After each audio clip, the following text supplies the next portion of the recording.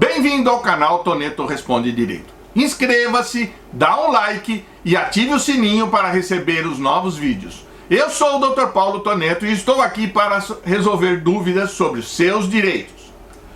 Hoje falaremos sobre como funciona a pensão alimentícia de menores, que é um assunto que é o mais discutido dentro dos assuntos de família. Pedir pensão alimentícia aos menores. Quem deve pagar e quanto? Vamos falar sobre isso. Judicialmente ou extrajudicialmente, são as possibilidades. Vamos ver. Primeiro, quem deve pagar alimentos a um menor? Genitor, genitora ou avós. Por quê? Genitor, genitor e avós. Na verdade, quem tem que pagar é quem não mora com o menor. Vamos supor que os pais decidem que vão trabalhar, que vão fazer, não sei o que, e passam a guarda para os avós. Maternos ou paternos, independe. O genitor, o pai, mora com a criança? Mora com o menor? Não. A mãe mora com o menor? Não. Então quem tem a obrigação de pagar pensão? Os dois. Tanto o pai como a mãe devem pagar pensão aos menores que moram com os avós, tá? Podem ser ambos os genitores. Por outro lado, vamos supor que o pai faleceu, ou o pai não tem condições de pagar pensão.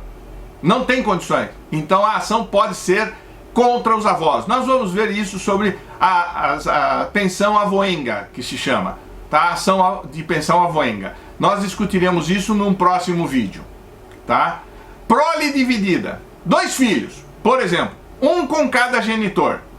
Alguém deve pagar pensão para alguém? Depende. A pensão se anula? Não. A necessidade do menor é que prevalece. Isso é, vamos supor que o pai tem muito melhores condições financeiras de sustentar as crianças. A criança que está morando com ele terá o benefício dessa vantagem financeira. E o que mora com a mãe?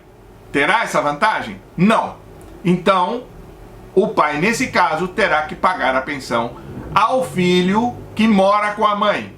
Não é porque dividiram os filhos de que deverá haver isenção do pagamento de pensão. Relembrando as necessidades. Quais são as necessidades de um menor que devem ser relacionadas para que possa se pedir a pensão alimentícia ou justificar o valor? Primeiro, alimentação, obviamente. A criança come, a criança tem suas necessidades.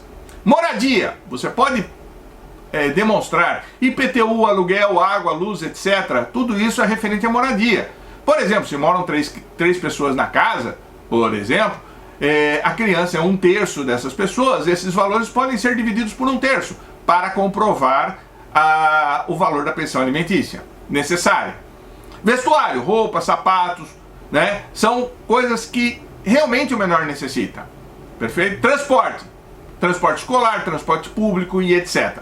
Educação, uniforme para a escola, livros, celular, etc. Livros, celular e etc. Porque, por exemplo, hoje as aulas são virtuais, né? Esse vídeo está sendo gravado durante a pandemia do coronavírus. Então hoje é fundamental que o aluno, que o estudante tenha um celular ou um computador em casa para poder assistir às aulas virtuais. Saúde, consultas, medicação, higiene. É claro, uma criança precisa de escova de dente, pasta de dente, shampoo, precisa de consultas médicas, precisa de medicações, às vezes de vitamina, um tratamento mais sério. Lazer, guloseimas, parques, jogos, etc. Muitas crianças hoje em dia gostam de jogar, gostam de jogos eletrônicos e gostam de praticar esportes, jogar futebol, uma academia de futebol, esse tipo de coisa. Tudo isso pode ser incluído numa necessidade. Vale a pena destacar que menores impúberes, isso é, abaixo de 12 anos, têm o que se chama necessidade presumida.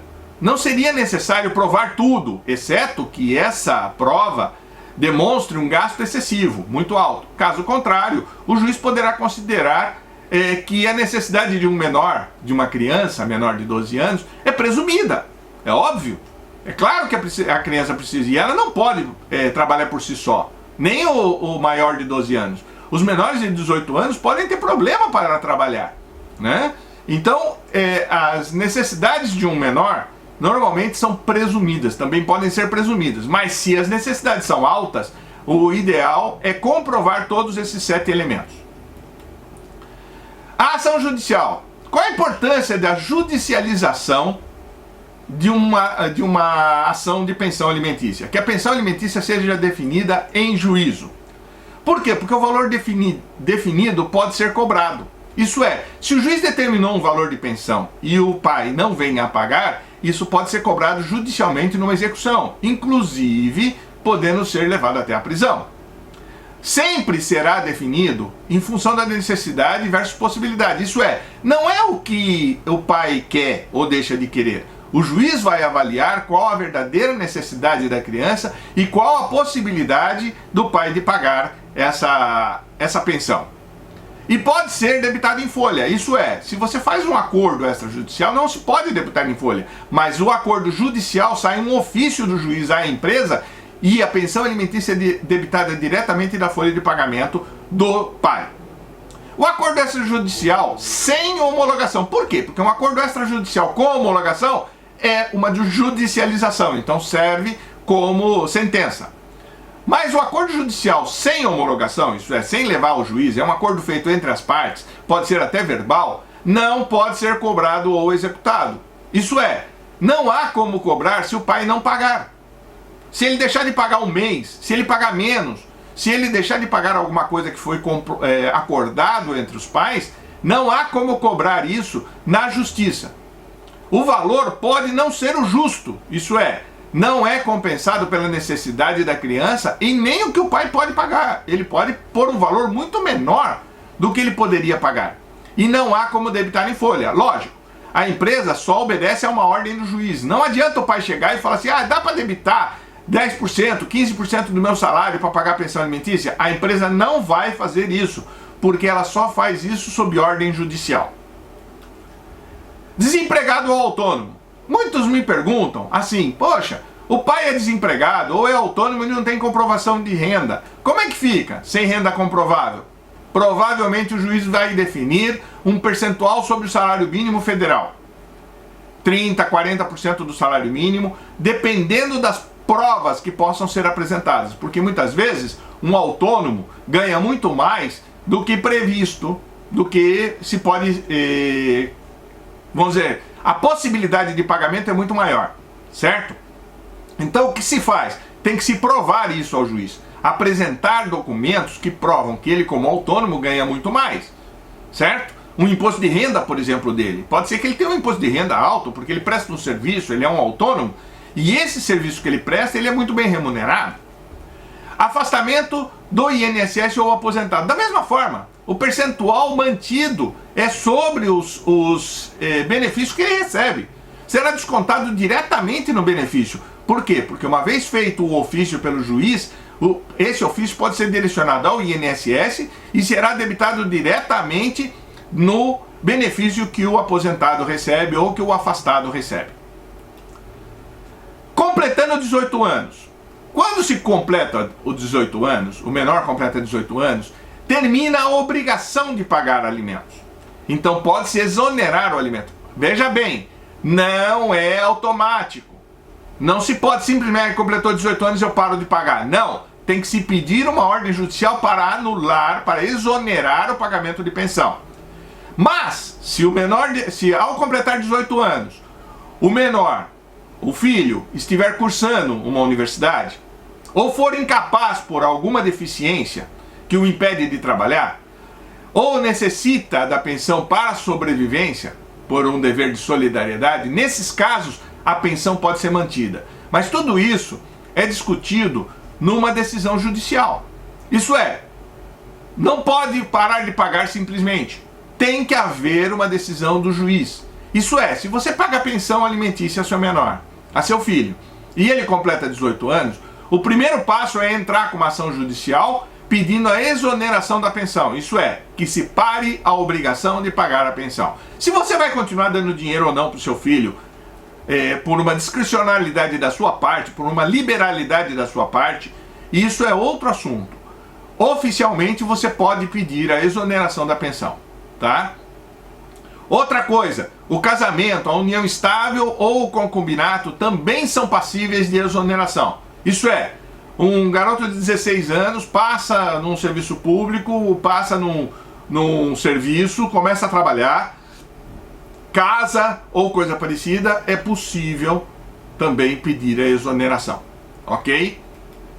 Resumindo, como funciona a pensão alimentícia de menores? Quem deve pagar? Pai, mãe, avós, quem não residir com a criança e tiver responsabilidade sobre ela. Quanto deve pagar? Isso depende de uma avaliação da necessidade da criança e da possibilidade do pai. Não existe um valor fixo. Muitas pessoas me perguntam, quanto que deve pagar de pensão? Depende. Depende da situação de cada genitor e depende da situação de cada filho. Pode ser que 10 salários mínimos seja pouco para um pai que ganha 80 mil reais por mês, certo?